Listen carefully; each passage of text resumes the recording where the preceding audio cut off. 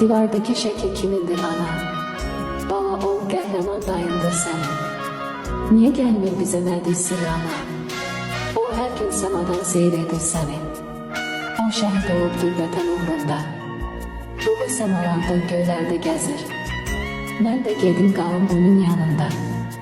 Qəlbim ona sarı yaman tələsir. Ana kədərləndir dəstir ay bala. Sənin nə yaşın var şəhid olasan. Semada gəzməyin tezdir ay bala. Vaxt gələr düşməndən qisas alarsan. Hələ sən əmindən döyüşmək öyrən. Əmin döyüşlərdə qəhrəman olub. Bir gün çağıracaq səni də vətən. Düşməni qarşında edərsən məğlub. Alarsan dayının qisasını sən. Silərsən ananın göz yaşlarını. Dərdini səni unudar vətən. Bəzəyər sevinclə qırışlarını. O zaman Maarif'in 5 yaşı vardı. Seyrine gelmişti melekler onu. Belki de melekler pıçıldayırdı. Şehitlikten keçir mübarek yolu. Yaman yeğin sürdüyürlər atını. Yeniden çalındı igidlik cəngi.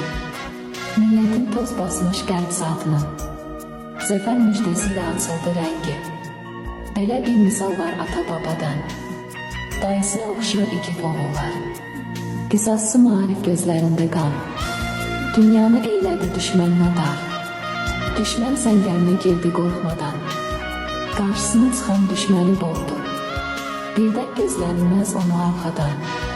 Düşmənin gülləsi yandırdı yağda. Şəhidlik şərbəti içdiyi zaman. Gülə-gülə dedi vətən sağ olsun. Anamın, atamın yadigar qalan. Maarif bükülən bir bayraq olsun.